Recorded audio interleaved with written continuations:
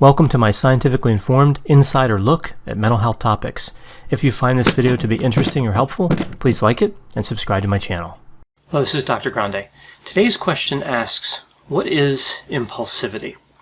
So impulsivity is an interesting construct. It's associated with a number of diagnostic classifications, so mental disorders in the Diagnostic and Statistical Manual. Some of these mental disorders have impulsivity directly as a symptom, and for others, impulsivity is really just more of an associated characteristic.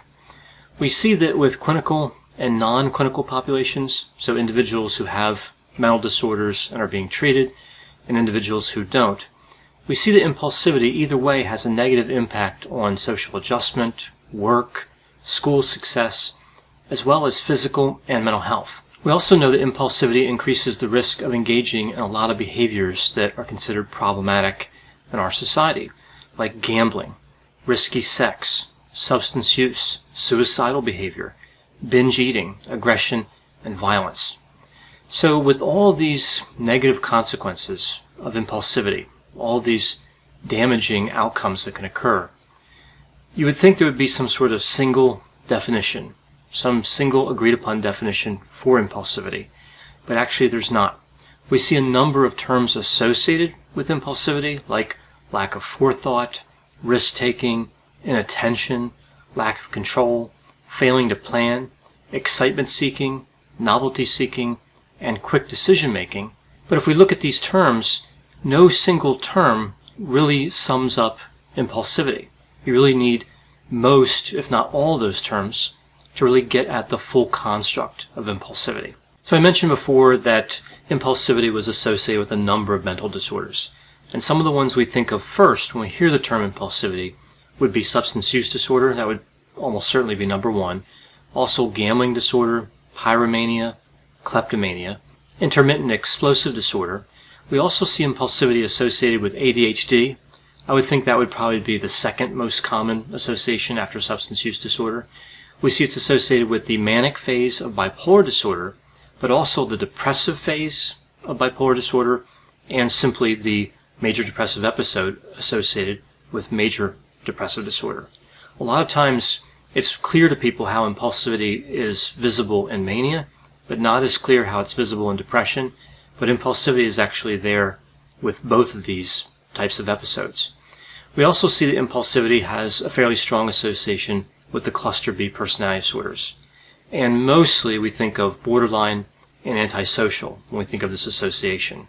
So along with substance use disorder and ADHD, I would also add borderline personality disorder as a disorder that has a very strong association with impulsivity.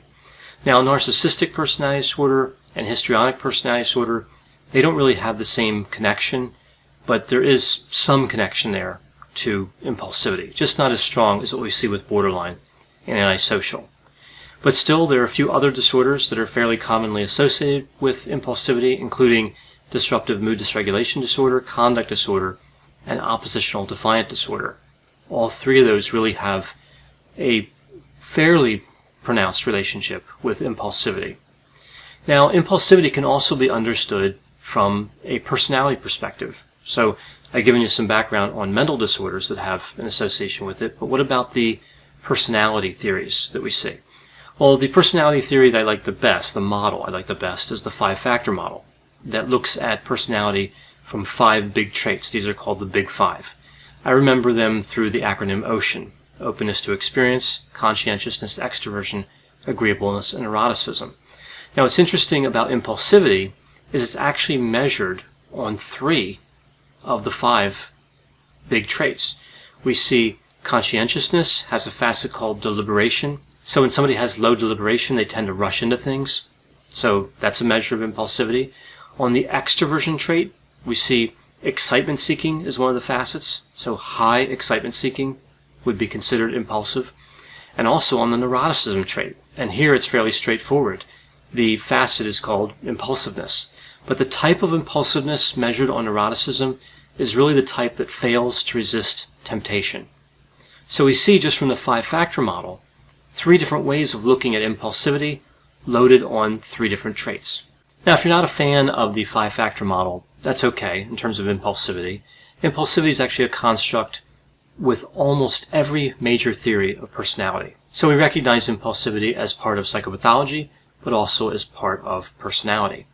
Now, there are some models that have been developed specifically to understand impulsivity better. And one of the most popular models I'm going to go over here is a four-factor model called the UPPS model. So this acronym stands for urgency, lack of premeditation, lack of perseverance, and sensation seeking.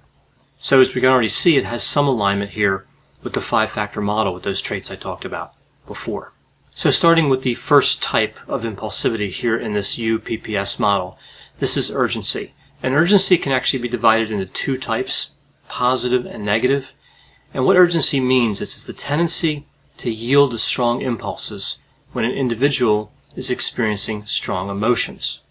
And then the distinction between positive and negative is really about the type of emotion, not necessarily the activity that occurs in response to that emotion. So with positive urgency, we usually see this with mania. So somebody feels really confident and euphoric, and they feel like they can't lose. So they go to a casino and they gamble away thousands of dollars. So this is an example of a positive urgency type of impulsivity. The emotion, euphoria, was positive, but the outcome, of course, is still negative and aligns with impulsivity. Now, negative urgency is probably a lot more common. We think of this first when we think of impulsivity, and this is when somebody acts on a negative emotion, again, regardless of the type of impulsive outcome. So a lot of times we think of acting on severe depression. We could see something impulsive like suicide. Acting on anger, we could see something like assault. So again, negative urgency involves a negative emotion.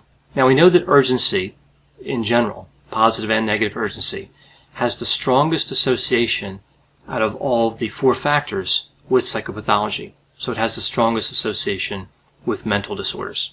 Urgency also has a fairly strong relationship with substance use, but in a particular way. It's really strongly related to the rate of substance use. So not so much the variety of substances used, but how often they're used. We also see that's related to gambling, suicidal behavior, intimate partner violence, and all of the cluster B personality disorders, especially borderline personality disorder. Now, the next factor is the lack of premeditation. So this is the next type of impulsivity. And this has to do with not considering potential consequences of behavior prior to acting. It has a strong association with suicidal behavior and also a strong association with all of the cluster B personality disorders. So the third type of impulsivity is lack of perseverance. And what we see here is this is a difficulty persisting with tasks when bored and tired. So not surprisingly, this has a fairly strong association with ADHD, attention deficit hyperactivity disorder. The fourth factor or fourth type of impulsivity is sensation seeking. And this is when somebody has a preference for stimulation and excitement. And this particular factor lines up very closely with the excitement seeking facet of extroversion that I mentioned before.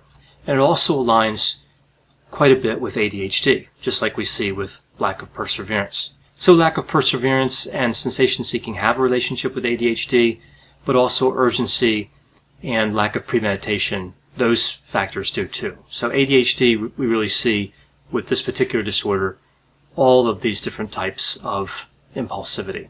A last interesting point about sensation seeking, it's also associated with increasing the likelihood of engaging in risky behavior, and is specifically related to substance use in a way that's different than what we saw with urgency.